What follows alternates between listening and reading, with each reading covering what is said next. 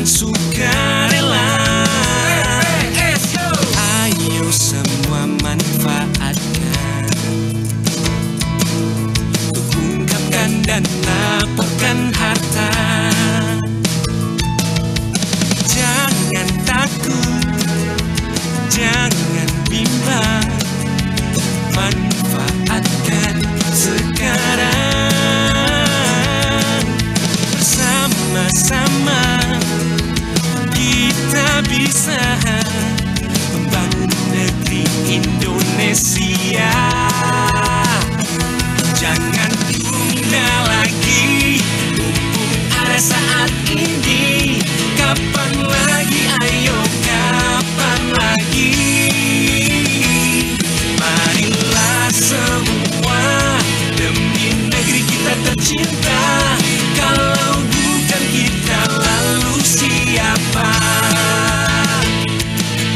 Program pengungkapan sukarela,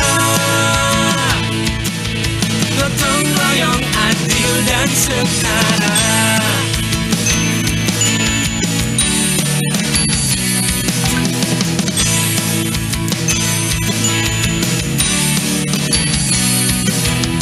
Jangan takut, jangan bimbang, manfaatkan sekarang. Bersama-sama kita bisa bangun negeri Indonesia. Jangan tunda lagi, mumpung ada saat ini. Kapan lagi, ayo kapan lagi. Marilah semua demi negeri kita tercinta. Kalau bukan kita, lalu siapa? Program pengungkapan sukarela, gotong royong adil dan setara. Gotong royong adil dan setara.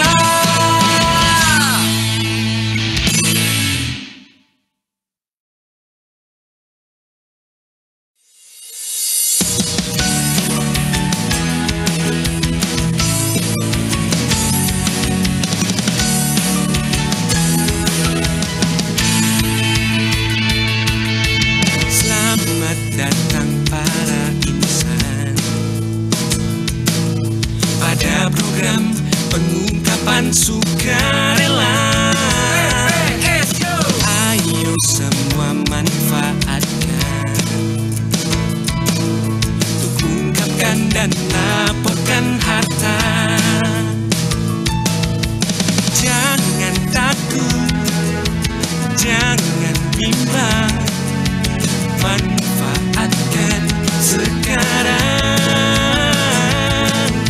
Bersama-sama kita bisa membangun negeri Indonesia. Jangan tunda lagi, mumpung ada saat ini. Kapan lagi, ayo kapan lagi. Marilah semua demi negeri kita tercinta. Kalau bukan kita, lalu siapa? Program pengungkapan sukarela, gotong royong adil dan setara.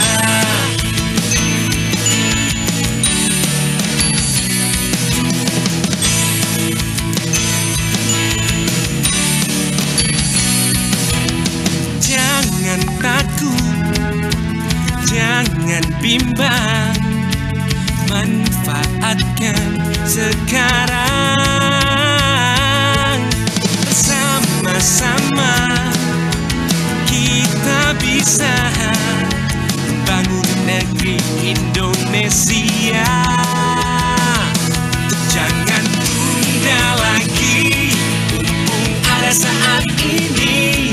Kapan lagi, ayo kapan lagi. Marilah semua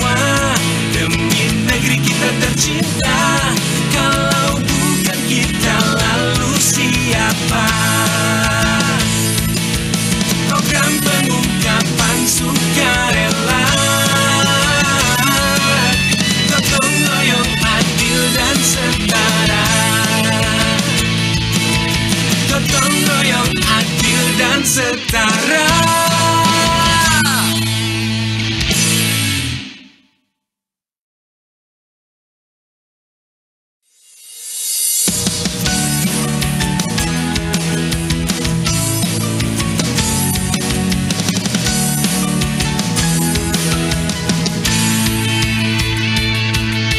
Selamat datang para insan pada program pengungkapan sukarela. Ayo semua manfaatkan untuk ungkapkan dan laporkan harta.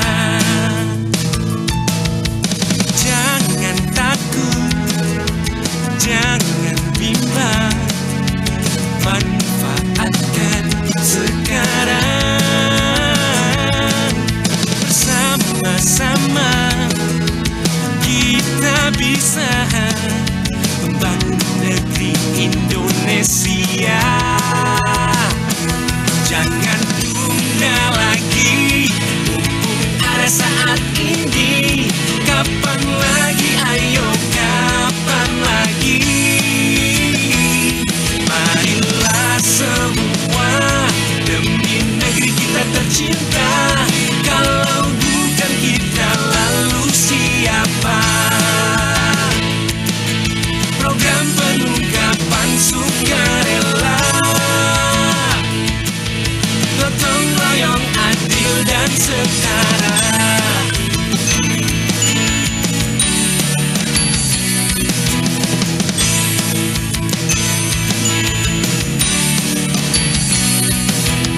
Jangan takut, jangan bimbang, manfaatkan sekarang. Bersama-sama kita bisa membangun negeri Indonesia. Jangan tunda lagi, mumpung ada saat ini. Kapan lagi, ayo kapan lagi. Marilah semua demi negeri kita tercinta. Kalau bukan kita, lalu siapa? Program pengungkapan sukarela, gotong royong adil dan setara. Gotong royong adil dan setara.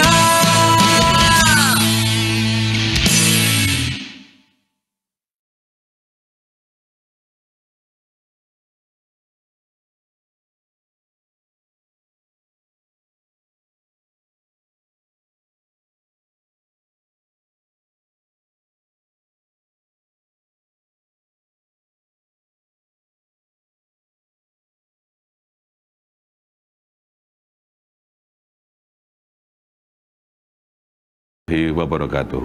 Salam sejahtera bagi Assalamualaikum warahmatullahi wabarakatuh. Salam sejahtera bagi kita semua. Om Swastiastu, Namo Buddhaya, salam kebajikan. Kami ucapkan terima kasih kepada seluruh wajib pajak atas kontribusinya dalam penghimpunan penerimaan negara di sektor perpajakan. Untuk mewujudkan DJP bersih dari korupsi dan menjadi birokrasi bersih dan melayani, tolong Bapak dan Ibu bantu kami untuk tidak memberikan atau menjanjikan akan memberikan hadiah atau pemberian dalam bentuk apapun kepada seluruh pegawai Direktorat Jenderal Pajak terkait pelaksanaan pekerjaan dalam jabatannya. Seluruh pelayanan yang kami berikan tidak dipungut biaya.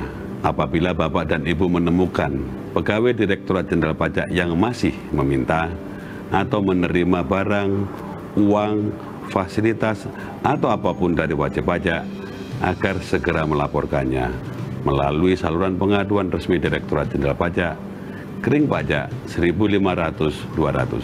Semoga Allah Subhanahu wa Ta'ala memberikan kekuatan kepada kita semua, bersatu bersama-sama menghimpun penerimaan pajak untuk pembangunan Indonesia tercinta. Pajak kuat, Indonesia maju. Assalamualaikum warahmatullahi wabarakatuh.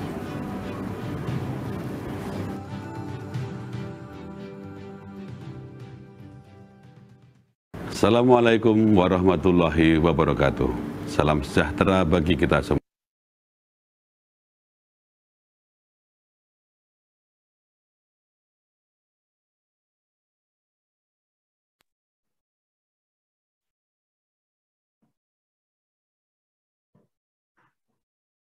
Baik. Assalamualaikum warahmatullahi wabarakatuh. Selamat datang kepada Bapak dan Ibu wajib pajak dari instansi pemerintah di lingkungan KPP Pratama Malang Selatan yang telah join Zoom meeting kita pada siang hari ini. Mohon maaf, apakah suara saya sudah terdengar dengan jelas?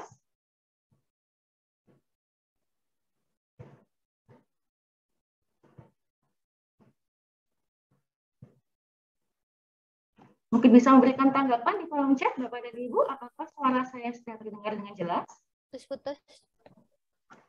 Sudah jelas ya, baik, terima kasih. Saat ini sudah ada 19 peserta yang tergabung di kelas pajak kita pada siang hari ini. Sambil menunggu peserta yang lain join, kami sampaikan kepada Bapak dan Ibu wajib pajak untuk memastikan jaringan dan perangkat Anda aman, agar Bapak dan Ibu bisa mengikuti kelas pajak kali ini dengan nyaman.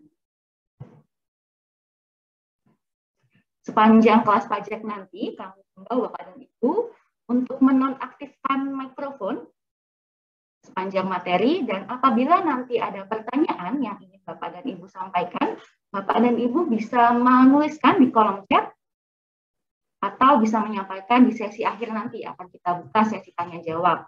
Nanti pertanyaan-pertanyaan yang sudah terkumpul akan kita jawab di sesi tanya jawab di akhir materi.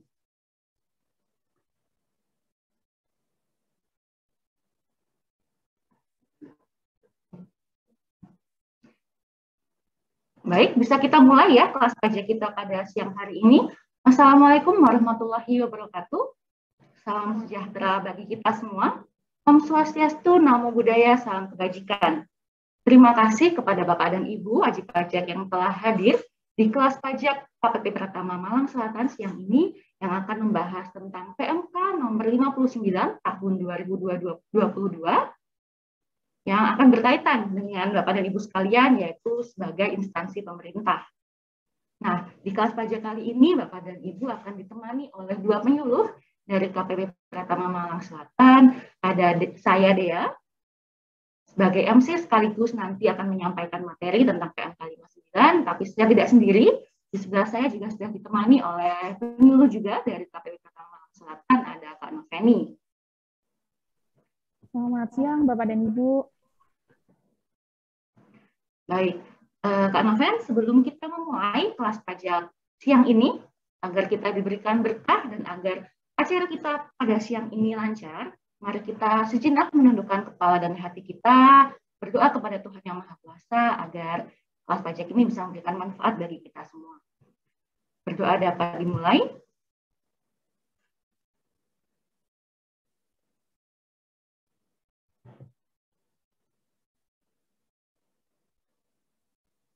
Berdoa dapat diakhiri.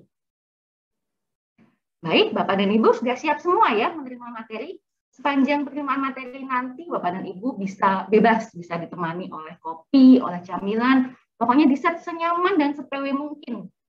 Seperti itu ya, mungkin ini karena instansi pemerintah, ini menikmati Zoom-nya ini sambil di kantor juga ya kayaknya Kak. Sambil bekerja juga di kantor, monggo di-set suasananya senyaman mungkin agar bisa menerima materi pada siang hari ini dengan baik.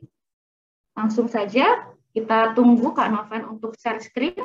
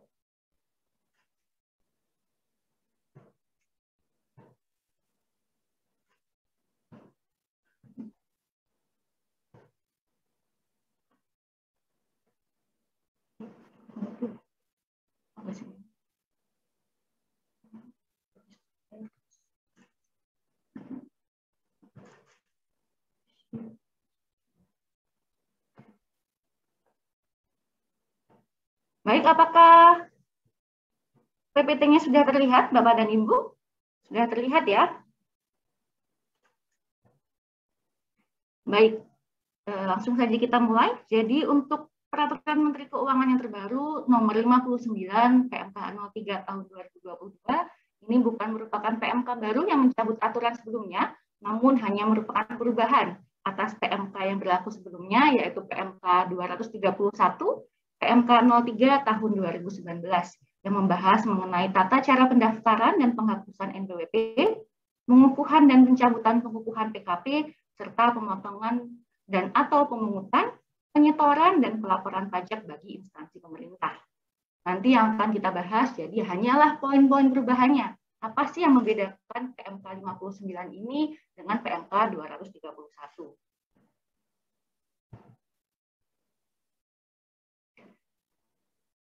Kenapa PMK-nya ada perubahan? Yaitu karena perlunya dukungan pemerintah dalam meningkatkan penggunaan produk dalam negeri, serta mewujudkan pengadaan langsung instansi pemerintah yang transparan dan efisien melalui sistem informasi pengadaan pemerintah.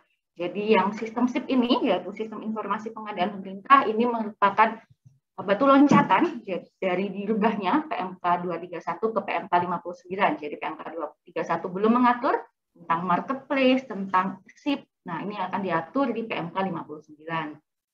Tujuannya termasuk memberikan kepastian hukum dalam pelaksanaan hak dan pemenuhan kewajiban perpajakan bagi instansi pemerintah yang melakukan belanja barang jasa pemerintah secara elektronik melalui sistem informasi pengadaan pemerintah. Jadi di marketplace ini yang IP, instansi pemerintah melakukan jual di melakukan pembelian secara elektronik ini belum diatur. Jadi diaturnya di PMK 59 ini.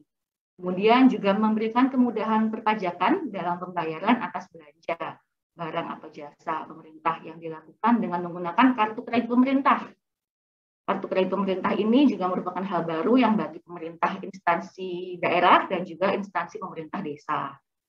Dan juga mendukung gerakan nasional non-tunai, sehingga perlu dilakukan penyesuaian ketentuan mengenai pemungutan pajak bagi instansi pemerintah pusat, instansi pemerintah daerah, dan desa yang berbelanja dengan kartu kredit pemerintah tadi. Pokok pengaturan, sebenarnya poinnya seperti yang saya sampaikan tadi, yaitu adanya pengecualian pemotongan dan atau pemungutan pajak oleh instansi pemerintah untuk transaksi yang dilakukannya melalui SIP tadi, Sistem Informasi Pengadaan Pemerintah, yang sebelumnya belum diatur. Bagaimana transaksi di SIP? Di PMK 59 ini diatur bagaimana perpajakan untuk transaksi di Sistem Informasi Pengadaan Pemerintah.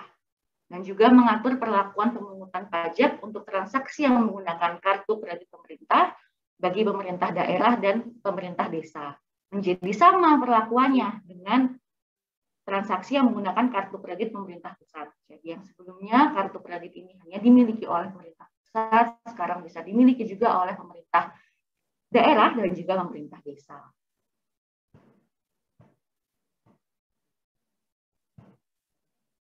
Ini sistematikanya, jadi yang mengalami perubahan-perubahan di pasal-pasal itu ada perubahan redaksional, sama ada yang ditambahkan. Mungkin bisa kita lewati, nanti akan kita bahas lebih lanjut.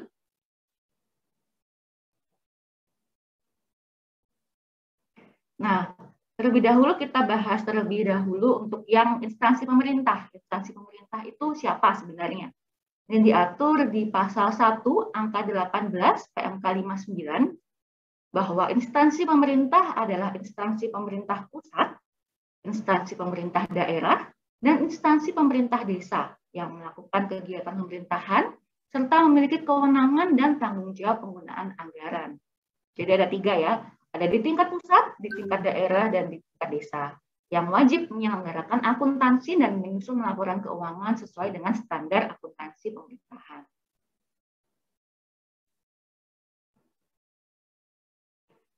Sebagaimana diatur di PMK yang 231 bahwa IP wajib mendaftarkan diri pada KPP atau KP2KP yang wilayah kerjanya meliputi tempat kedudukan instansi pemerintah menurut keadaan yang sebenarnya. Untuk hal ini, di ketentuan ini kami yakin untuk Bapak dan Ibu dari instansi pemerintah itu sekarang sudah memiliki NPWP semua ya. Jadi pasti sudah punya NPWP semua. Nah, ini apabila belum, didaftarkan oleh siapa sih? Bisa dilakukan oleh kepala instansi pemerintah pusat, KPA, atau pejabat yang melakukan tata usaha keuangan. Kalau untuk tingkat daerah bisa dilakukan oleh kepala instansi pemerintah daerah atau pejabat yang melaksanakan fungsi tata usaha keuangan. Dan kalau desa bisa dilakukan oleh kepala desa atau perangkat desa yang melaksanakan pengelolaan keuangan desa berdasarkan keputusan kepala desa. Nah, ini diberikan NPWP sesuai dengan tempat kedudukan saja dan tidak ada NPWP cabang. NPWP ini digunakan oleh pengguna anggaran atau kuasa pengguna anggaran, PPSPM, bendahara, atau kepala urusan keuangan. Nah, selain didaftarkan secara mandiri, secara sukarela oleh instansi pemerintah, NPWP ini juga bisa diterbitkan secara jabatan oleh Direktorat Jenderal Pajak. Kalau saat ini kami yakin sudah punya semua ya NPWP. Kita lanjut.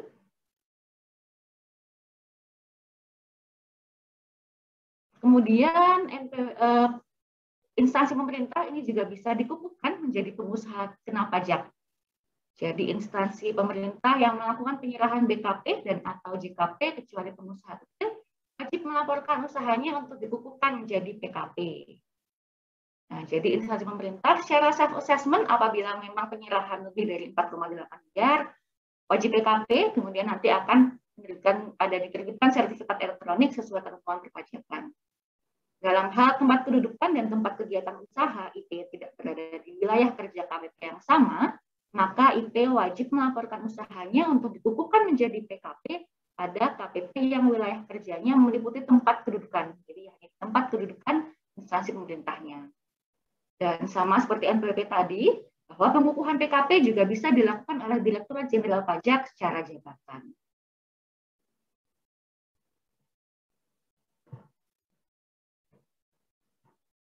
Untuk permohonan lain dan penghapusan NPWP, ini bisa dilakukan secara permohonan mandiri maupun secara jabatan untuk perubahan data, pemindahan tempat terdaftar, maupun kalau misalkan mau ditetapkan sebagai wajib pajak non-efektif. Untuk penghapusan apabila dilikuidasi, sesuai dengan PMK 48 tahun 2017 tentang likuidasi entitas akuntansi pada kementerian lembaga, apabila instansi pemerintah tidak lagi beroperasi, instansi pemerintah dibubarkan karena ada penggabungan, kemudian tidak mendapatkan alokasi anggaran atau sebab lain.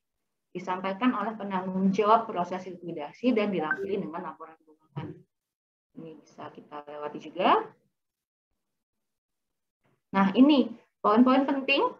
Poin pentingnya ini masih sama seperti PMK 231 terkait dengan kewajiban pemotongan pemungutan.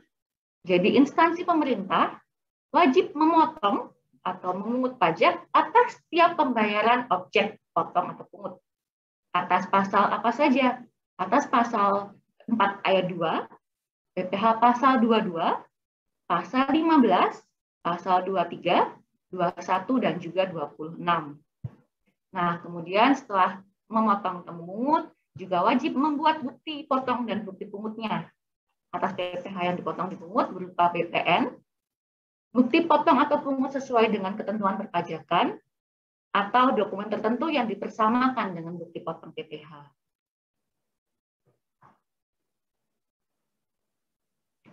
Nah, kita akan masuk ke poin-poin pasal PPh yang ada perubahan dari PMK 59 ini. Apa yang berbeda di PMK 59 ini dibandingkan dengan PMK 231?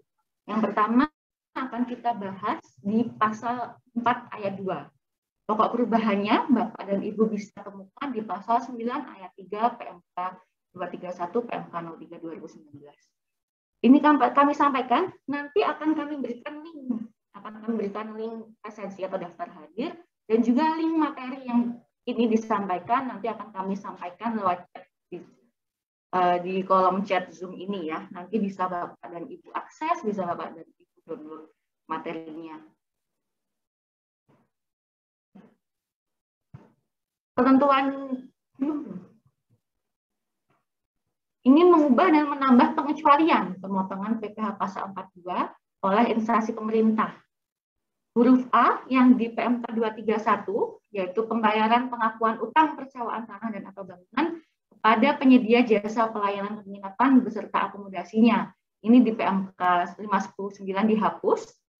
Dan yang di huruf C, yaitu pembayaran dengan mekanisme uang persediaan atas transaksi yang dilakukan melalui pihak lain dalam sistem informasi pengadaan yang telah dipungut oleh PPh pasal 22 oleh pihak lain.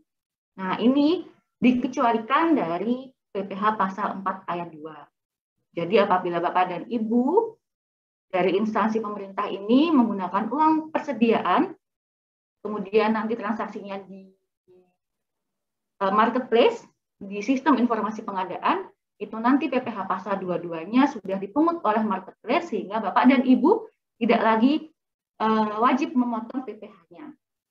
Seperti itu. Ini di PMK 231 belum diatur. Kita lanjut. Okay.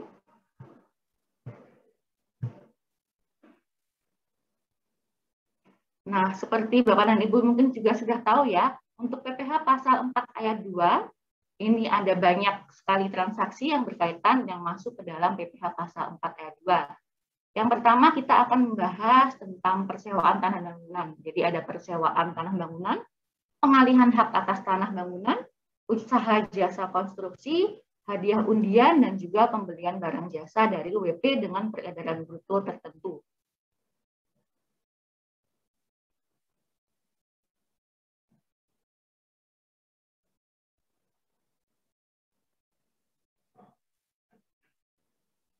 Nah, jadi PPh pasal 42 yang 5 poin itu Bapak dan Ibu wajib memotong. Tapi ada pengecualiannya. Tidak dilakukan pemotongan atas apabila Bapak dan Ibu melakukan pengalihan tanah dan bangunan oleh orang pribadi yang berpenghasilan di bawah PPKP dengan nilai pengalihan kurang dari 60 juta. Atau apabila pengalihan tanah dan bangunan oleh orang pribadi atau badan dalam rangka BGS, BSG, atau pemanfaatan BMN. Atau bangunan oleh orang pribadi atau badan yang bukan subjek pajak.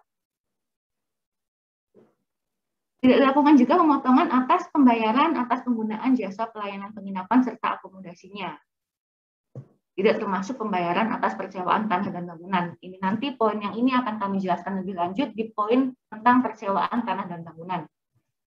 Kemudian pembayaran dengan mekanisme uang persediaan atas transaksi sebagaimana dimaksud pada pasal 9 ayat 1 PMK 59 yang dilakukan melalui pihak lain dalam sistem informasi pengadaan yang telah dipungut PPh pasal 22 oleh pihak lain. Jadi pokoknya yang semua pasal ini nanti dikecualikan apabila Bapak dan Ibu, poinnya yang nomor 2 ini, mekanismenya uang persediaan dan dilakukan melalui pihak lain dalam sistem informasi pengadaan. Nanti contohnya akan ada di studi kasus di bawah.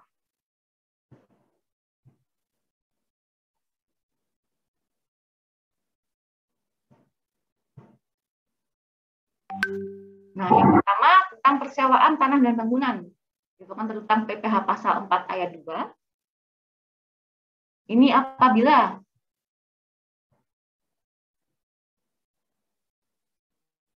Dinas KLM ini menyewa dari sewa gedung dari PT Menara Mulia, ada sewa gedung sebesar 700 juta.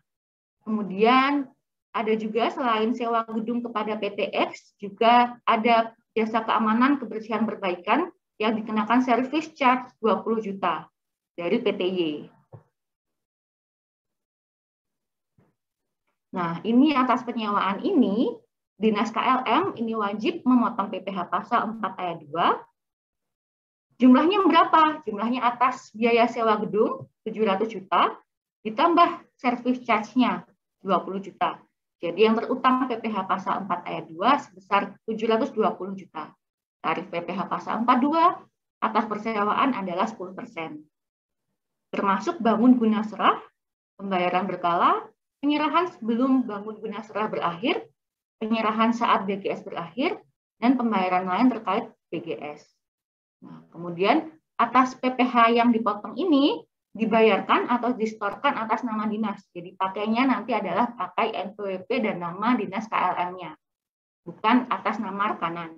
Jadi yang dipakai adalah penyetorannya atas nama dinas KLM, menyetorkan sebesar 72 juta atas penyewaan Menara Mulia, sewa gedung, dan juga plus service charge.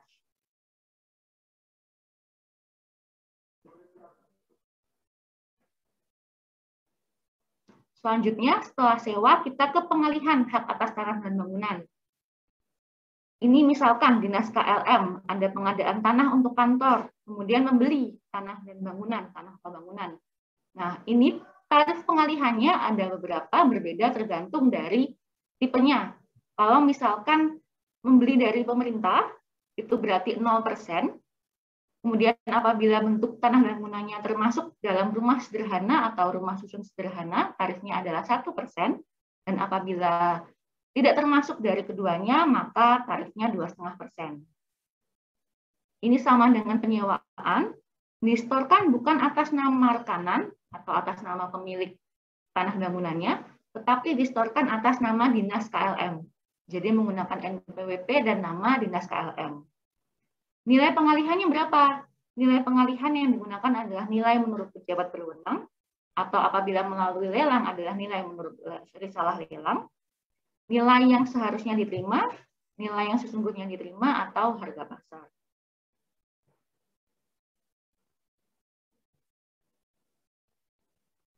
Nah, bisa dikecualikan dari pemotongan PPh atas pengalihan hak atas tanah bangunan apabila menunjukkan fotokopi SKP.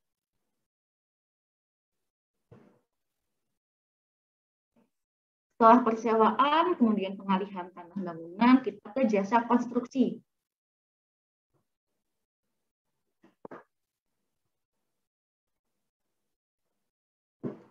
Nah, ini dibandingkan dengan PMK 231 dengan PMK 59 ditambahkan ada satu lagi poin, satu lagi klasifikasi dari konstruksi, yaitu yang poin paling bawah, yaitu pekerjaan konstruksi terintegrasi. Jadi, pekerjaan konstruksi ini menurut PP 9 tahun 2022 yang berlaku mulai 21 Februari 2022 dibagi menjadi ada pekerjaan konstruksi. Pekerjaan konstruksi ini apabila berarti dinas atau instansi pemerintah bekerja sama dengan kontraktor, ini apabila hanya mengerjakan saja. Ini kualifikasinya juga ada yang kualifikasi kecil, dikenakan PPh pasal 4 ayat 2 sebesar 1,75%. Apabila termasuk kualifikasi menengah besar, PPh-nya 2,65%. Apabila tidak memiliki kualifikasi, PPh-nya 4%. Kemudian ada klasifikasi jasa konsultasi konstruksi.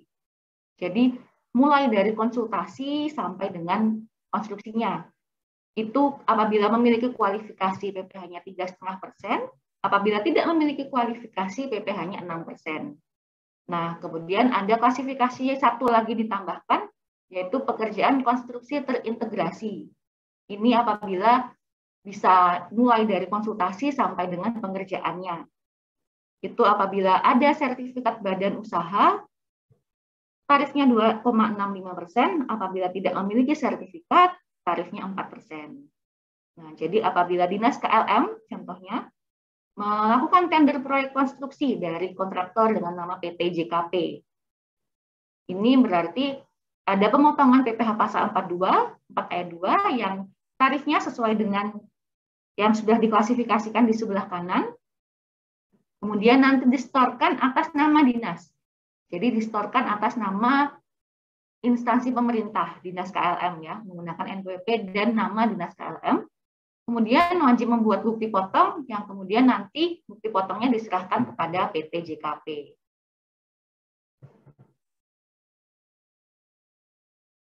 Nah, ini.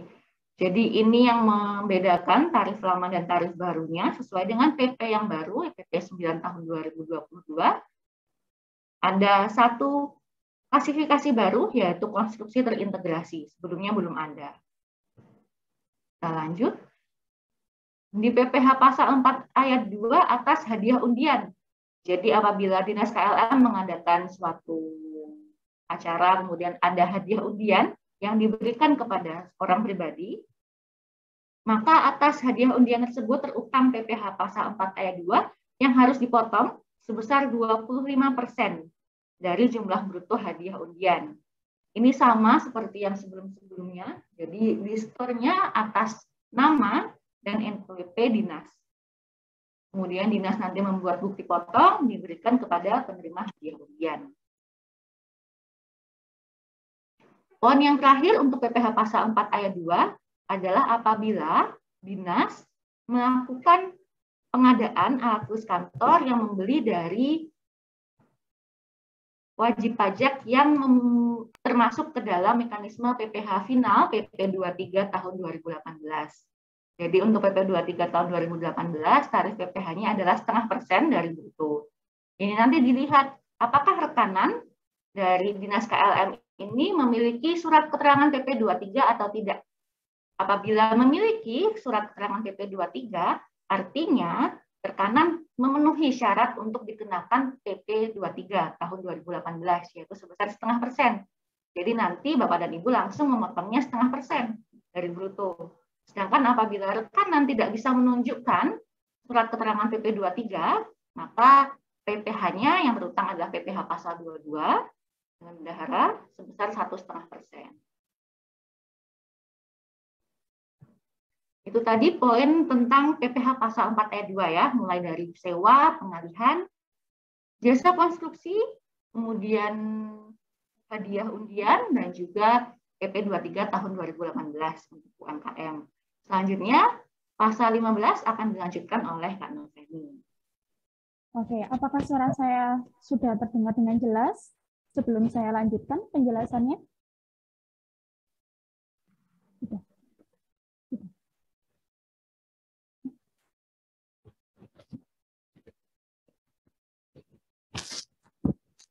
Mohon memberikan tanggapan di kolom chat, Ibu, Bapak.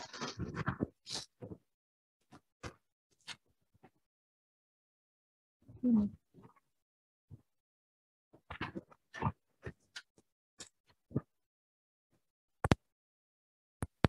Bagaimana? Apakah sudah terdengar dengan jelas? Oke, saya lanjutkan ya penjelasannya. Tadi sudah disampaikan bahwasanya atas PMK 59, PMK 03 tahun 2022 ini adalah sebagai perubahan atas PMK 231. Yang mana artinya adalah ada beberapa aturan yang tetap mengacu pada PMK 231, ada juga pokok perubahannya yang diatur dalam PMK 59. Nah, terkait instansi pemerintah ketika ada transaksi PPh pasal 15, itu diatur terkait pengecualian pemotongan PPh pasal 15 oleh instansi pemerintah, yaitu atas pembayaran dengan mekanisme uang persediaan sehubungan dengan imbalan jasa yang dilakukan melalui pihak lain dalam sistem informasi pengadaan, yang mana telah dipungut PPh pasal 22 oleh pihak lain. Untuk di PMK 231 sebelumnya belum diatur nih atas pengecualian pemotongan PPh pasal 15 ini, yang mana transaksinya melalui sistem informasi pengadaan pemerintah.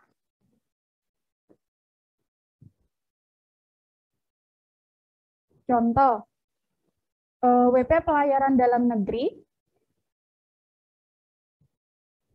Nah, misalkan ada transaksi antara instansi pemerintah dengan WP, yang mana dia bergerak dalam bidang pelayaran dalam negeri, ataupun WP penerbangan dalam negeri, dan juga WP penerbangan pelayaran luar negeri atau BUT. Nah, seharusnya kan ini dikenakan PPh final 1,2%. Nah, di sini ketika memang ada transaksi dengan antara instansi pemerintah dengan WP pelayaran dalam negeri, maka disetornya atau dipotong, dipungutnya itu atas nama dinasnya, artinya atas nama instansi pemerintah. Kalau sebelumnya atas nama rekanannya, kalau di PMK 59 ini atas nama dinas atau atas nama instansi pemerintah yang mungut. Seperti itu. Untuk tarif-tarifnya, kalau transaksinya dengan WP pelayaran dalam negeri adalah 1,2%, dan untuk WP penerbangan dalam negeri, yang mana sifatnya adalah tidak final, tarifnya 1,8%, dan untuk WP penerbangan pelayaran luar negeri BUT, dikenakan PPh final 2,64%. Setelah disetorkan, maka dari instansi pemerintah tersebut wajib untuk membuat bukti potong, dan nanti bukti potongnya akan diberikan kepada rekanan yang bersangkutan. Selanjutnya untuk PPh pasal 21, pokok perubahannya adalah mengubah dan menambah pengecualian pemotongan PPh pasal 21 oleh instansi pemerintah. Atas huruf A, pembayaran kepada WP yang memiliki atau menyerahkan fotokopi surat keterangan. Artinya, WP atau rekanan dari instansi pemerintah ini memiliki surat keterangan PP 23. Huruf B, pembayaran penghasilan kepada rekanan pemerintah yang dapat menyerahkan fotokopi SKB Potput PPh, baik Potput PPh 22, 23, berdasarkan ketentuan yang mengatur mengenai tata cara pengajuan permohonan pembebasan dari potong pungut PPh. Dan yang terakhir, ada tambahan yaitu dikecualikan dari pemotongan PPh pasal 21 atas pembayaran dengan mekanisme uang persediaan. Jadi kuncinya adalah pembayarannya melalui mekanisme uang persediaan, kemudian di sini dibayarkan kepada rekanan pemerintah yang dilakukan oleh pihak lain. Artinya melalui sistem informasi pengadaan.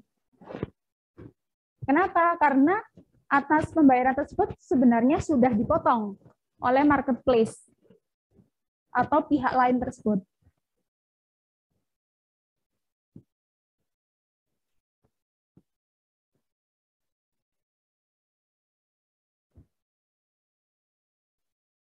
Oke, di sini ada tata cara secara rangkumannya ya, untuk menghitung PPh pasal 21, karena kewajiban dari instansi pemerintah ini memotong PPh pasal 21, baik atas PNS, honorarium, ataupun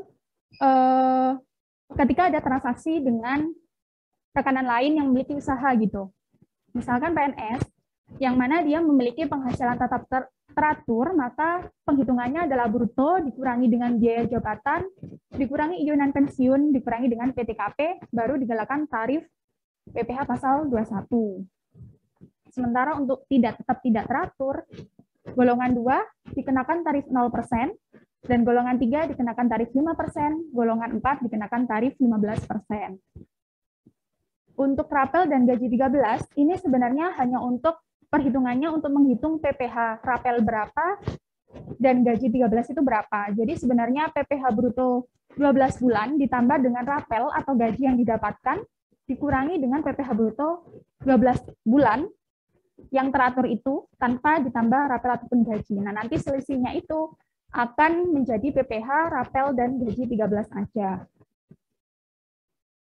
Untuk honorer kurang lebih sama ya, hanya bedanya ketika dia sebagai peserta kegiatan, maka cara penghitungannya adalah bruto dikalikan dengan tarif pasal 17. Bagaimana perlakuannya ketika pihak yang dipotong tidak memiliki NPWP? Maka untuk PPh pasal 21 sendiri akan dikenaikan tarif dengan 20% lebih tinggi. Gitu. Jadi yang misalkan sebelumnya kena tarif 5%, kemudian karena tidak punya NPWP nih rekanannya, atau pihak yang dipotong, maka dia akan dikenakan tarif 6%, karena 20% dari 5% itu adalah 1%. Lalu ketika pihak yang dipotong adalah pihak yang memiliki usaha, dan dari pihak yang memiliki usaha ini memiliki surat keterangan PP 23, maka instansi pemerintah wajib untuk memotongnya dengan PPh final 0,5%. Gitu. Intinya, pihak rekanan ini harus mampu menunjukkan surat keterangan PP 23. Bagaimana kalau dia ternyata WP UMKM, namun tidak memiliki surat keterangan PP 23, maka cara pemotongannya adalah bruto dikalikan 50% untuk menemukan penghasilan itu, ya, kemudian dikalikan dengan pasal 17. Dan yang terakhir, ketika WP-nya memiliki surat keterangan bebas PPh, Potput, maka instansi pemerintah tidak berhak untuk memotong PPh.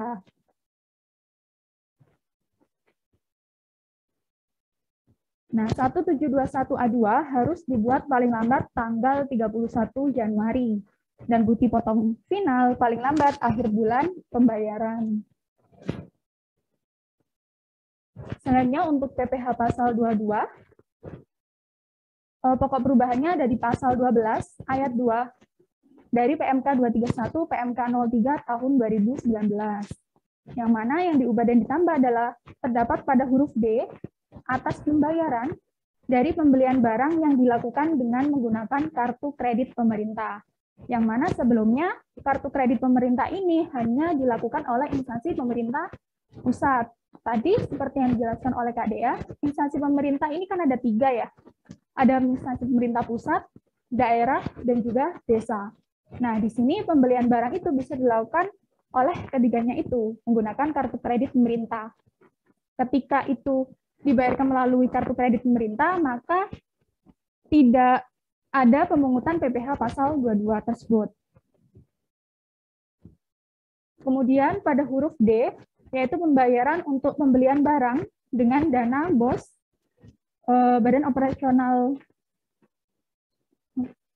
Badan operasional ya, kemudian BOP PAUD, dan pendidikan lainnya. Huruf F, pembayaran kepada rekanan pemerintah yang memiliki dan menyerahkan fotokopi surat keterangan. Seperti yang saya jelaskan tadi, ketika rekanannya memiliki SKPP 23, maka instansi pemerintah ini tidak berhak untuk memungut PPh pasal 22, tapi dipungutnya dengan PPh final 0,5%. Kemudian yang huruf G, pembayaran penghasilan kepada rekanan pemerintah yang dapat menyerahkan SKB Potput, artinya dibebaskan dari PPh Potput tersebut, maka instansi pemerintah tidak berhak memungut PPh pasal 22. Dan yang terakhir, ketika pembayaran dengan mekanisme UP, uang persediaan, atas pembelian barang yang dilakukan melalui pihak lain, yang dalam hal ini adalah marketplace, dalam sistem informasi pengadaan yang telah dibungut PPh pasal 22. Kuncinya adalah pakai uang persediaan dan melalui pihak lain, yang mana dia menggunakan sistem informasi pengadaan. Ini untuk lebih jelasnya ya, pemungutan PPh sehubungan dengan penghasilan atas pembelian barang. Secara umum dikenakan tarif 1,5%. Jika tidak memiliki NPWP, maka tarifnya adalah 100% lebih tinggi, atau dengan kata lain adalah 2 kali lipatnya, sehingga menjadi 3%. Tidak dilakukan pemungutan atas 1. Pembayaran yang jumlahnya paling banyak 2 juta, tidak termasuk PPN dan bukan merupakan pembayaran yang dibecah-becah. Kemudian pembelian barang dengan menggunakan kartu kredit pemerintah, pembelian barang menggunakan dana BOS, BOP PAUD, atau BOP pendidikan lainnya. Pembelian BBM, BBK, pelumas, benda pos, air, dan listrik. Kemudian pembelian gabah dan atau beras, pembayaran kepada rekanan pemerintah, yang mana dia memiliki surat keterangan PP 23, pembelian barang dari WP yang memiliki SKB, dan pembayaran dengan mekanisme UP yang melalui pihak lain dalam sistem informasi pengadaan.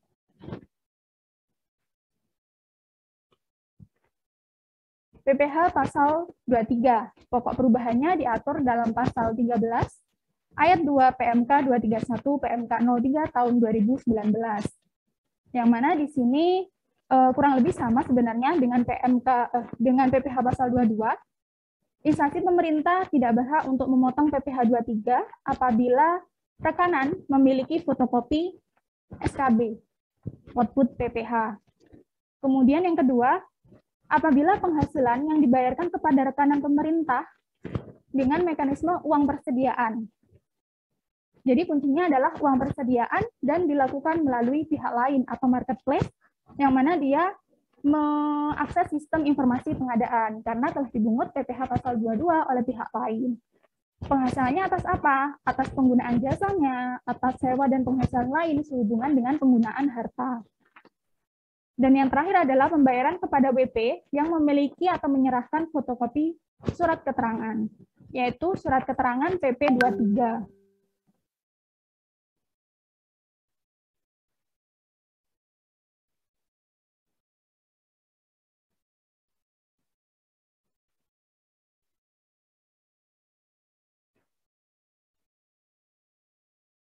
Oke.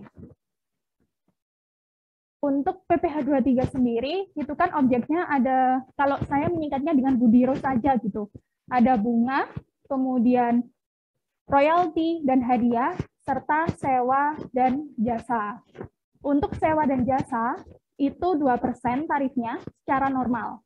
Tapi jika rekanannya itu tidak memiliki NPWP, maka dikenakannya tarif 100% lebih tinggi, atau dengan kata lain adalah tarif 4%. Sementara untuk bunga, royalti, dan hadiah itu dikenakan tarif 15%, dan apabila tidak memiliki NPWP dikenakan tarif 30%. Kewajiban PPh pasal 23 gugur, artinya tidak dilakukan pemotongan apabila 1. dibayarkan atau terutang kepada bank, 2.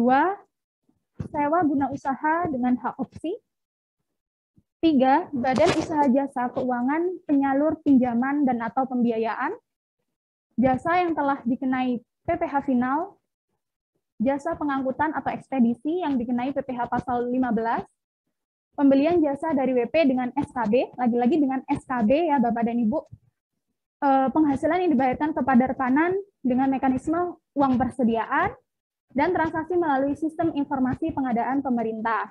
Serta yang terakhir adalah pembayaran kepada rekanan pemerintah yang memiliki atau menyerahkan surat keterangan PP 23. Ini kewajiban PPh pasal 26 apabila rekanannya adalah wajib pajak luar negeri selain BUT. Tarifnya yaitu 20%.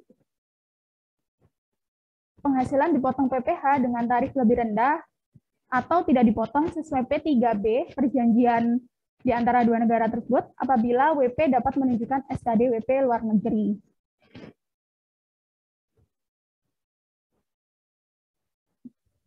Nah, ketika sudah dibahas tadi ya terkait PPh pasal 4 ayat 2, 22, 23, dan pasal 15, maka instansi pemerintah itu kan sebenarnya wajib untuk memotong gitu. Setelah memotong, maka atas pajak yang dipotong tersebut wajib dibayarkan kepada negara dalam bentuk apa? Bukti penerimaan negara. Yang mana dalam bukti penerimaan negara tersebut, atas namanya adalah atas nama si instansi pemerintah. Kalau dulu sebelum adanya PMK 59, setorannya itu atas nama rekanan. Tapi berdasarkan PMK 59 ini, instansi pemerintah wajib memotong atas nama instansi pemerintah itu sendiri. Kemudian yang kedua, wajib untuk membuat bukti potong sebagai bentuk bukti bahwasanya itu sudah dipotong gitu. Dan bukti pemotongan pajaknya diberikan kepada rekanan pemerintah yang tadi. Dan dokumen tertentu yang disamakan dengan bukti potong. Dan yang terakhir adalah kewajiban terhadap PPN dan atau PPNBM.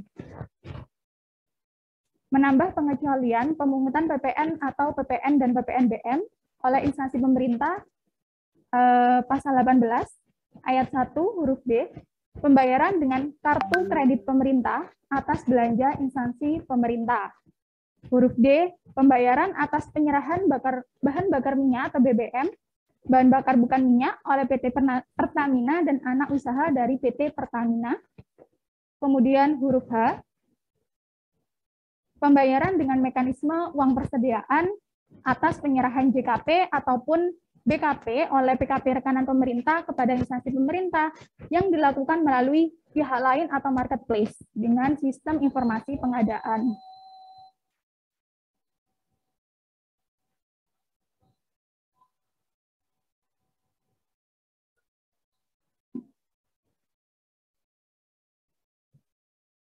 Nah, atas huruf H tersebut dipungut, disetorkan, dan dilaporkan oleh pihak lain sesuai dengan PMK yang mengatur mengenai penunjukan pihak lain sebagai pemungut pajak dan tata cara pemungutan penyetoran pelaporan pajak yang dipungut oleh pihak lain atas transaksi pengadaan barang melalui sistem informasi perpajakan. Ini ada ilustrasinya. Instansi pemerintah melakukan pembelian barang dan jasa kepada PKP rekanan. Kemudian dari PKP rekanan ini akan menerbitkan faktur beserta tagihannya kepada instansi pemerintah, dan faktur pajak ini dibuat saat menyampaikan tagihan berdasarkan dokumen penagihan. Ini yang perlu diingat gitu ya Bapak dan Ibu, kapan sih terutamanya ketika instansi pemerintah ini melakukan pembelian barang dan jasa, yaitu pada saat faktur pajak dibuat, pada saat penyampaian dokumen penagihan tersebut. Kemudian, instansi pemerintah ini akan memungut PPN dan PPh.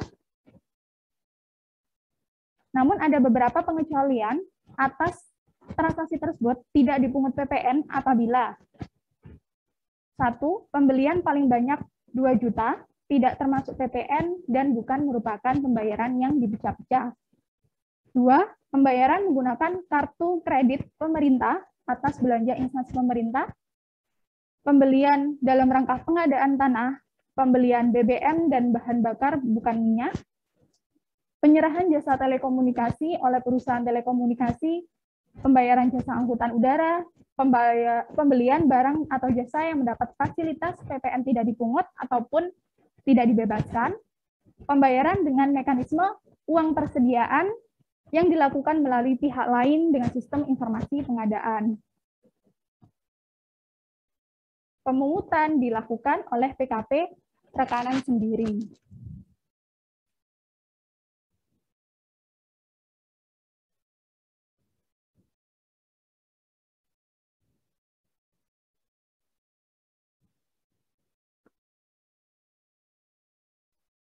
Oke, kewajiban PPS atas pendapatan, PPN atas pendapatan.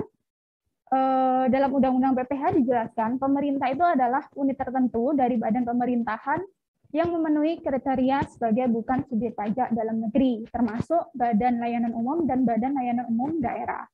Atas penyerahan jasa yang disediakan oleh pemerintah dalam rangka menjalankan pemerintahan secara umum, maka tidak dikenai PPN. Dengan syarat jasa tersebut sehubungan dengan kegiatan pelayanan yang hanya dapat dilakukan oleh pemerintah sesuai kewenangannya berdasarkan peraturan perundang-undangan, dan jasa tersebut tidak dapat disediakan oleh bentuk usaha lain. Intinya yang berhubungan atau dalam rangka menjalankan kegiatan pemerintahan. Gitu ya.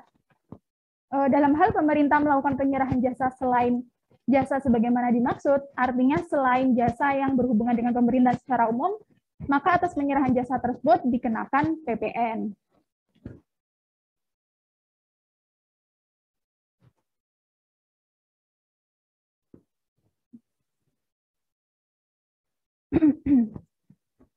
Untuk alurnya seperti ini, PKP instansi pemerintah menyerahkan barang dan jasa kepada pembeli, maka akan menerbitkan faktur atau tagihan kepada pengguna jasa tadi. Nah, perlakuannya PKP instansi pemerintah yang melakukan penyerahan wajib memungut PPN, karena kuncinya di sini adalah dia PKP. Yang kedua, jika PKP, dia wajib untuk membuat faktur pajak atas penyerahan BKP ataupun JKP yang diberikan. Ketiga, pajak masukan tidak dapat dikreditkan bagi PKP instansi pemerintah yang menyediakan jasa dalam rangka menjalankan pemerintahan secara umum, kecuali menjalankan pola pengelolaan keuangan seperti BLU ataupun BLUD. Yang keempat, pajak masukan yang dapat dikreditkan hanyalah transaksi yang memiliki hubungan langsung dengan kegiatan usaha PKP instansi pemerintah. Artinya, yang berhubungan dengan jasa dalam menjalankan pemerintahan secara umum, seperti pembuatan SIUP, IMB, NPWP, KTP, dan lain-lain.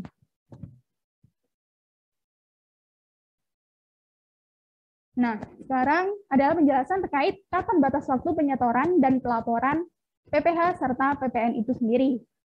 Batas waktu pembayaran bagi pemerintah pusat dan pemerintah daerah, baik PPh dan PPN, ketika menggunakan uang persediaan, mekanisme uang persediaan adalah maksimal 7 hari setelah pembayaran.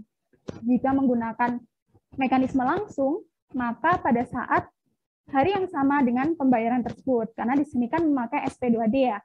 Kemudian yang kedua, untuk pemerintah desa, paling lama tanggal 10 bulan berikutnya. Sementara untuk PKP instansi pemerintah, paling lama akhir bulan berikutnya. Nah, terkait batas pelaporan sendiri, karena kewajibannya di sini ada PPh 21, 4 ayat 2, pasal 15, 22 dan 23 serta PPN PUT. Per 1 April ini sebenarnya per 1 April wajib untuk menggunakan SPT PPh unifikasi. Nah, untuk batas pelaporannya sendiri adalah tanggal 20 bulan berikutnya. Untuk SPT unifikasi PPh dan PPN PUT juga tanggal 20 bulan berikutnya. Dan sementara bagi PPN, bagi PKP adalah akhir bulan berikutnya. Nah, di sini terkait SPT unifikasi, kita akan jelaskan hari Jumat ya, Kak Dea. Kita akan ada kelas pajak lagi terkait EBUPOT unifikasi, khusus bagi instansi pemerintah. Oke. Ada lagi mau ditambahkan? Ada informasi tambahan sih, Kak. Sebenarnya di sini kayak kesimpulan gitu. Sebenarnya apa sih yang kita sampaikan dari awal sampai akhir panjang kali lebar? Sebenarnya ada di sini, Kak. Terdapat beberapa perubahan dalam PMK tersebut, yaitu perubahan nama penyetoran PPh ataupun PPN. Yang sebelumnya adalah atas nama rekanan, sekarang menjadi atas nama instansi pemerintah. Di sini bisa dilihat ya di tabel untuk jenis pajak PPh pasal 4 ayat 2 terkait persewaan tanah dan bangunan. Ketika berlakunya PMK 59 ini, maka penyetoran PPh-nya adalah atas nama instansi pemerintah. Next. Nah, itu tadi ya. Jadi kesimpulannya dari Ibu lihat di tabel, yaitu untuk pasal 4 ayat 2 tadi yang atas persewaan dan pengalihan tanah bangunan itu distorkan atas nama instansi pemerintah. Jadi harap diingat-ingat untuk PPh pasal 4 ayat 2 ini sama di slide selanjutnya ya, untuk usaha jasa konstruksi sebelumnya tidak diatur atas nama siapa, sekarang berdasarkan PMK 59 distorkan atas nama instansi pemerintah. Kemudian untuk hadiah undian juga sama, nama penyetornya sebelumnya tidak diatur, di PMK 59 ini diatur dan berkuat bahwa penyetorannya atas nama instansi pemerintah.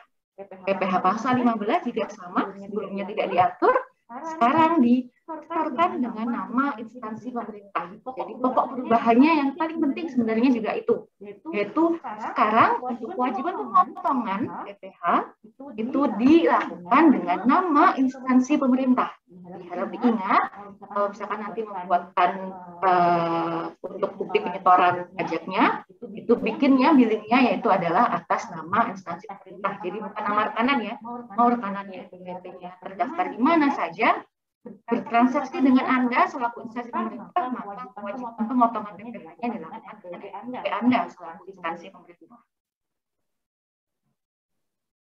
PPh pasal 23 dan PPN juga sama. Sebelumnya tidak diatur, sekarang diatur bahwa dibayarkan distorkan atas nama instansi pemerintah.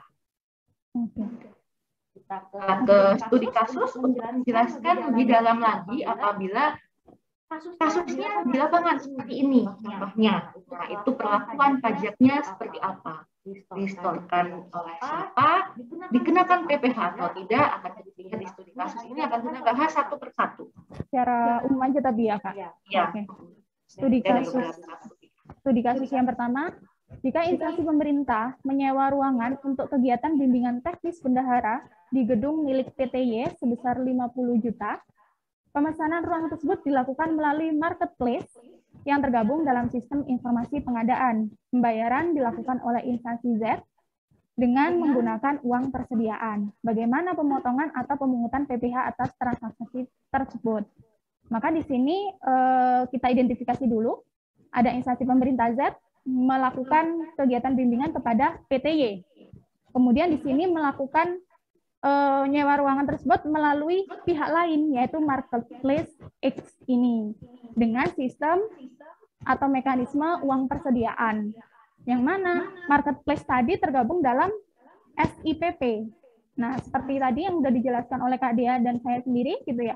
Ketika transaksinya menggunakan mekanisme uang persediaan dan melalui pihak lain atau marketplace yang tergabung dalam sistem pengadaan informasi pengadaan, maka dikecualikan dari pemotongan PPh pasal ayat 2 oleh instansi pemerintah. Kenapa? Karena atas transaksi tersebut sebenarnya sudah dipungut PPh pasal 22 gitu oleh Marketplace Act. Gitu. Di kasus yang nomor 2, ini apabila ada PT namanya PT Ingin Maju. PT Ingin Maju ini merupakan WAPU atau wajib pungut, menerima tagihan dari PT Untung Berkah. Untung Berkah ini non WAPU yang wajib pungut atas pekerjaan pembangunan gedung kantor yang sertifikatnya menengah. Kita harus lihat apabila Bapak dan Ibu nanti bertransaksi dengan kontraktor, dilihat ya sertifikatnya. Bersertifikat menengah sebesar 132 juta termasuk PPN yang diterima pada tanggal 15 Februari 2022. Atas tagihan tersebut sampai dengan tanggal 1 April 2022 belum dibayar. Bagaimana perhitungan PPh dan PPN-nya? Jadi yang harus dilihat ada tanggalnya, diterimanya tanggal 15 Februari. Kemudian sampai dengan tanggal 1 April belum dibayar. Nah, atas pembayaran kontrak usaha jasa konstruksi yang tagihannya sudah dibuat sebelum tanggal 21 Februari 2022 atau sebelum PP 9 tahun 2022 berlaku, tetapi sampai dengan tanggal 1 April belum dilakukan pembayaran. Ini kita lihat ya. Untuk tagihannya sebesar 122 juta, ini termasuk PPN. Nah, untuk PPN ini kan kita lihat dari mana yang lebih dulu. Di sini diterima tagihannya adalah 15 Februari 2022. Maka saat penerimaan tagihan 15 Februari itu, maka saat itulah terutang PPN.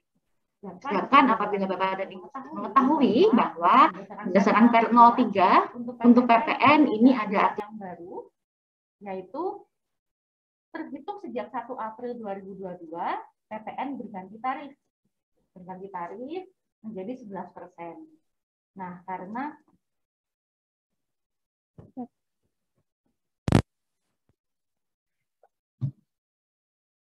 tarifnya tanggal 15 Februari 2022 itu belum berganti, maka saat itu kita gunakan tarif PPN-nya tetap yang 10%. Jadi di sini semula tarif PPN 10% sebesar 12 juta, karena neto tagihannya adalah 120 juta, maka tarif PPN-nya setelahnya pun tetap, karena kita patokannya adalah tanggal 15 Februari 2022. Saat itu PPN-nya masih 10%. Itu PPN-nya, tidak ada perubahan. Nilai PPN tetap karena tagihan sudah diterima sebelum 1 April 2022. Kemudian bagaimana dengan PPh-nya? Kita lihat PPh-nya. PPh-nya sampai dengan 1 April belum dibayar. PPh-nya berubah karena tagihannya sebelum tanggal 21 Februari 2022, di mana berlakunya PP 9 tahun 2022, itu masih belum dibayarkan. Jadi, 15 Februari sebenarnya tagihannya, tapi sampai dengan PP 9 tahun 2022 berlaku, kok belum dibayar tagihannya, maka PPh-nya ini sudah berganti tarif. Dari 3% menjadi 2,65%. Jadi PPh-nya kita hitung sebelumnya adalah 3% dari 120 juta, yaitu 3,6 juta. Sekarang menjadi 3,180 ribu. 3.180 ribu. 2,65% dari 120 juta. Sehingga tagihan yang dibayarkan berubah dari sebelumnya 116.400.000 menjadi 116.120.000. Di kasus yang ketiga, instansi pemerintah Provinsi Jawa Barat melakukan pembelian alat tulis kantor senilai 10 juta, belum termasuk PPN dari Tuan Bintang. Bagaimana pemotongan atau pemungutan PPh-nya jika Tuan Bintang menyerahkan atau tidak menyerahkan surat keterangan? Oke, Tuan Bintang ini adalah WP orang pribadi. Kemudian Tuan Bintang ini memiliki surat keterangan PP 23 karena dia termasuk WP UMKM yang dimana dikenai PP 23 sebesar 0,5%. Maka jika punya PP 23, suket PP 23 kemudian diserahkan kepada instansi pemerintah, maka instansi pemerintah di sini memotong PPh pasal 4 ayat 2, yaitu sebesar 0,5% kali 10 juta. Yang seharusnya sebenarnya kan di sini terutama PPh 22 ya, Bapak dan Ibu, karena Tuan Bintang atau rekanan ini memiliki SK PP 23 atau suket PP 23, maka beralih menjadi dipotong PPh final, yaitu PPh final PP 23 sebesar 0,5% dari nilai yang diberikan gitu, yaitu 0,5% kali 10 juta.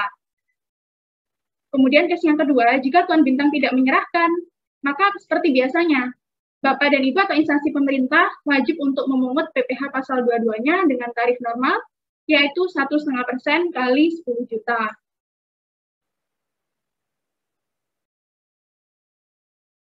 Berikutnya, apabila instansi pemerintah O menyewa kapal kepada PTT yang memiliki surat izin usaha perusahaan angkatan laut sebesar 100 juta untuk mengangkut barang dari pelabuhan S ke pelabuhan P.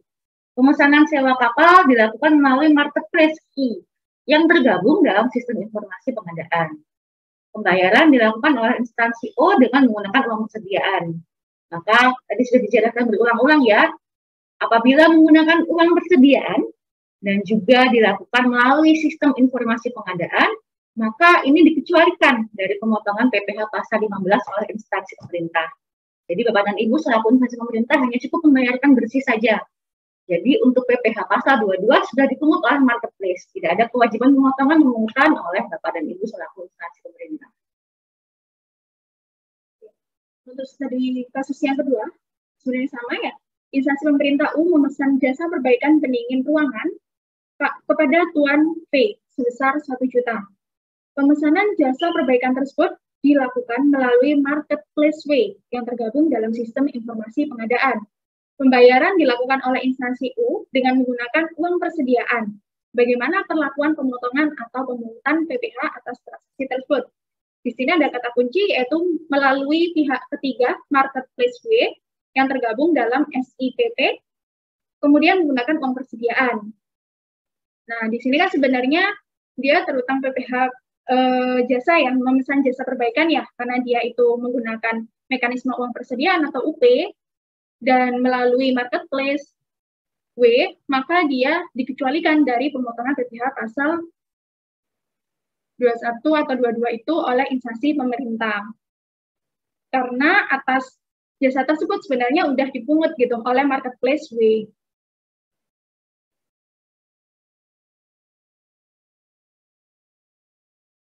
Selanjutnya, instansi pemerintah X membeli mesin cetak kepada Tuan Y sebesar 1 juta rupiah.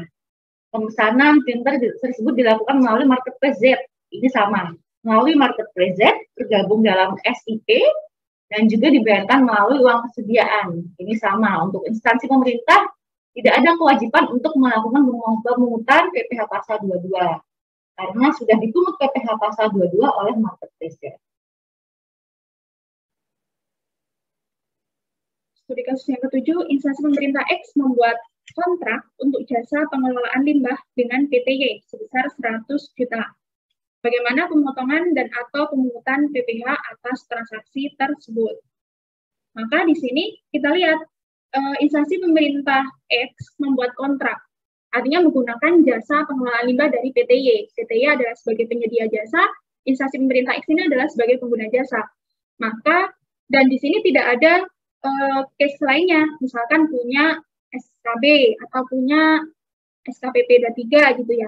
Maka di sini instansi pemerintah X wajib untuk memotong dan menyetorkan PPh pasal 23-nya sebesar 2% kali dengan nilai kontraknya yaitu 100 juta. Dengan kata lain, PTY atau rekanan pemerintah ini akan menerima sejumlah bersih yaitu 100 juta dikurangi dengan PPh 23 yang telah dipotong. Gitu.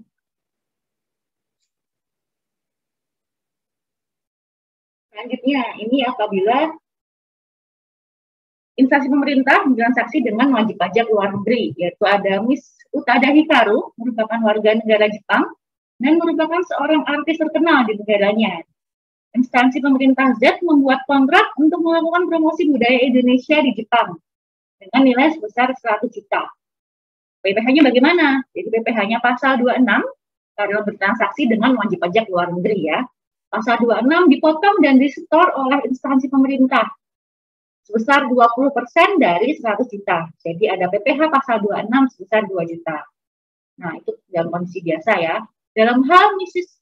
Utada Hikaru menyampaikan surat keterangan domisili atau SKD wajib pajak luar negeri, maka ia dapat memperoleh manfaat sesuai dengan ketentuan yang diatur dalam persetujuan penghindaran pajak berganda antara Indonesia dan Jepang.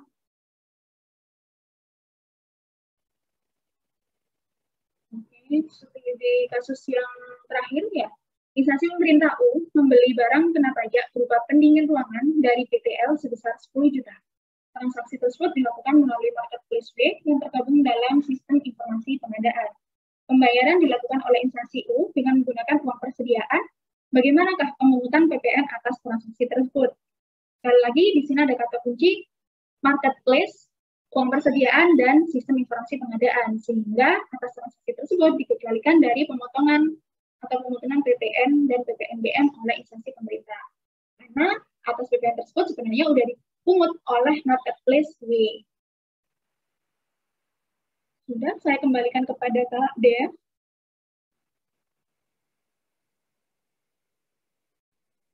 Terima kasih Kak Novemi. Itu dia penyampaian materi tentang PMK 59, PMK 03 2022 sudah kami sampaikan. Ini kita akan langsung beranjak ke sesi tanya jawab ya, Kak Noven. Ini akan kami coba menjawab pertanyaan-pertanyaan yang sudah Bapak dan Ibu tuliskan di kolom chat. Kami lihat terlebih dahulu.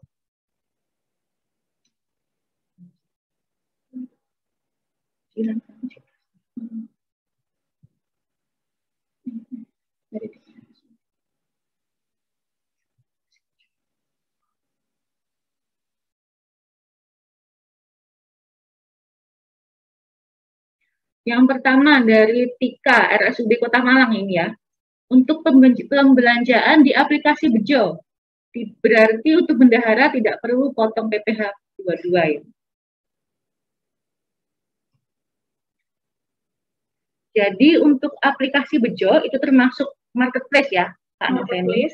Sehingga apabila tadi memenuhi persyaratan bahwa pengadaannya itu pembelian dilakukan dengan uang persediaan, dilakukan di aplikasi tersebut, maka untuk PPh pasal 22 sudah dipungut oleh marketplace-nya dari aplikasi itu ya, apabila aplikasi itu memang tersebut terhubung di SIP, seperti itu.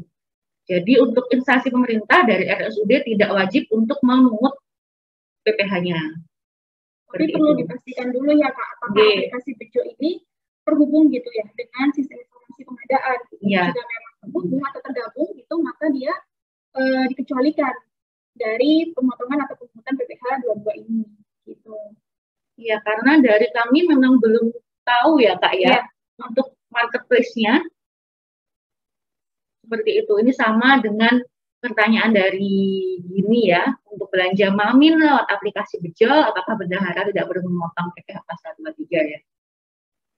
Itu sama, jadi harus dipastikan dulu apabila memang termasuk dalam pengecualian yang tadi, yaitu menggunakan uang persediaan. Kemudian aplikasi Bejo ini memang marketplace yang terhubung dengan sistem informasi pengadaan, maka tidak ada kewajiban memotong atau memungut PPh bagi instansi pemerintah. Karena sudah dilakukan pemungutan PPh 22 dari aplikasi Bejonya. Jadi si rekanan, kita memilih rekanan tadi, sudah dipungut PPh 22-nya di aplikasi Bejonya itu. Tapi nanti akan harus dipastikan lagi aplikasi Bejo ini apakah memang merupakan marketplace yang terhubung dengan SIP.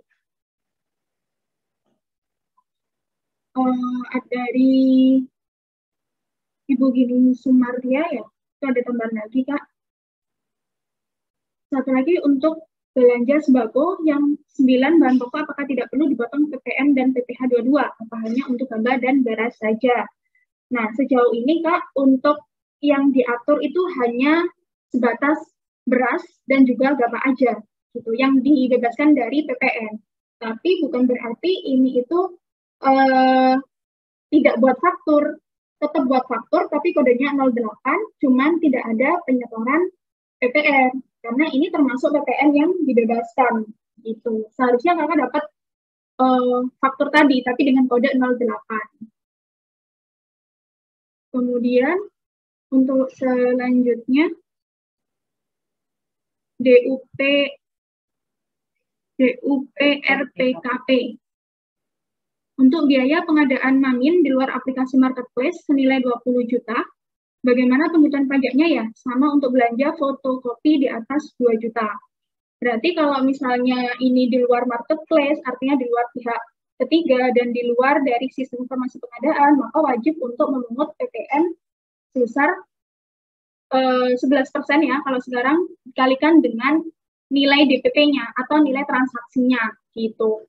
Dan di sini seharusnya yang dikeluarkan adalah fakturnya 02 karena transaksinya berhubungan dengan instansi pemerintah gitu.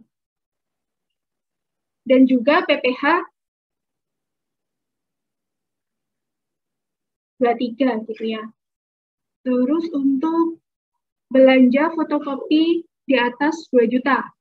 Sama sebenarnya ya, karena di sini masih nilainya di atas 2 juta gitu. Yang dibebaskan atau yang tidak dipungut oleh bendahara itu adalah pembelian yang mana dia paling banyak adalah 2 juta. Artinya berapa ya? Di bawah 2 juta. Di bawah atau sama dengan 2 juta. Itu baru dikecualikan dari pemotongan atau pemungutan PPh dan PPN. Selanjutnya dari BKP SDM, bagaimana pemberlakuan perpajakan untuk pembelian melalui marketplace dengan mekanisme pembayaran LS. Jadi yang kami tekankan tadi, yaitu harus memenuhi syarat yang tadi kami sebutkan. Jadi syaratnya itu dan ya, bukan atau. Jadi kumulatif harus memenuhi semua persyaratan tersebut. Jadi harus menggunakan uang persediaan, kemudian dilakukan melalui marketplace yang terhubung dengan sistem informasi pengadaan. Apabila dilakukannya bukan dengan mekanisme UP, maka tidak termasuk dari pengecualian. Jadi atas transaksi di marketplace yang menggunakan selain UP, menggunakan LS, ya tetap ada kewajiban pemotongan pemungutan PPh oleh bendahara instansi pemerintah. Dan tambahan yang terkait tadi ya, PPN yang dibebaskan ini, apa-apa saja itu sebenarnya masih menunggu aturan lebih lanjut gitu. Kalau sejauh ini kan masih pakai aturan yang lama yang mana yang di-state adalah gabah dan beras aja gitu PPN dibebaskannya. Untuk aturan turunannya itu masih belum ada, jadi masih nunggu gitu.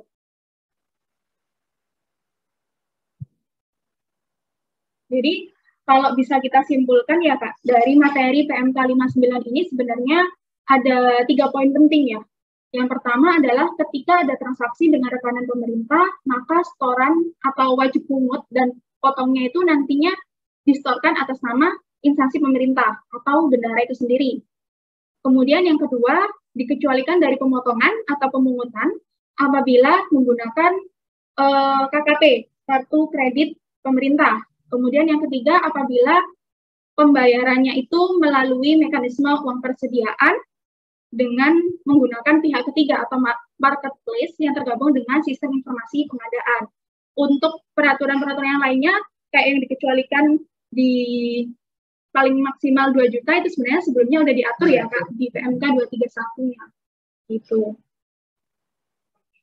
Dan ini tadi kami memang hanya menjelaskan tentang poin perubahan di PMK 59. Nanti hari Jumat, seperti sudah disampaikan Kak Noveni, akan dijelaskan tentang bagaimana sih ibu kot untuk instansi pemerintah gitu. Jadi nanti akan lebih lanjutnya bagaimana membuat bukti potong, bukti pungutnya, dan bagaimana melaporkan SPT masanya akan dijelaskan di hari Jumat, kelas pajak hari Jumat.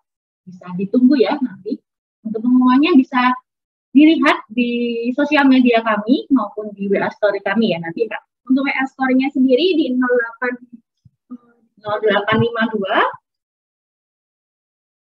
9.8623. Itu sudah kami cantumkan di kolom chat.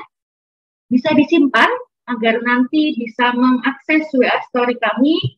Kami update tentang kelas pajak yang akan diadakan oleh KPP Pratama Malang Selatan, termasuk yang nanti akan kami adakan hari Jumat untuk ibu kot unifikasi bagi instansi pemerintah. juga di Instagram kami di Pajak MLG Selatan. Begitu. Ada lagi mungkin yang mau ditanyakan Bapak dan Ibu?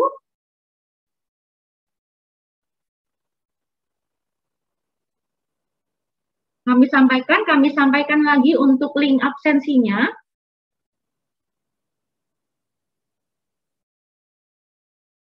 Harap diisi untuk link absensinya.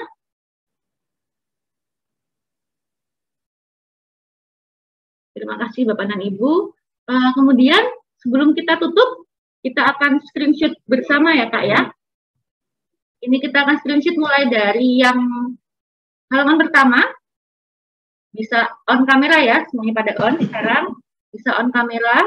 Kita akan screenshot untuk dokumentasi kelas pajak kita pada siang hari ini. Kami akan capture di 3, 2, 1. Terima kasih, udah keren-keren ya senyumnya ya. Bapak dan Ibu ini di kantor ikut kelas pajak tapi tetap semangat ya Kak ya. Kita ke halaman selanjutnya.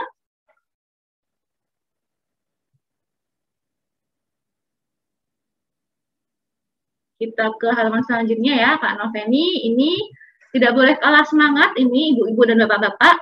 Kita capture di 3, 2, 1.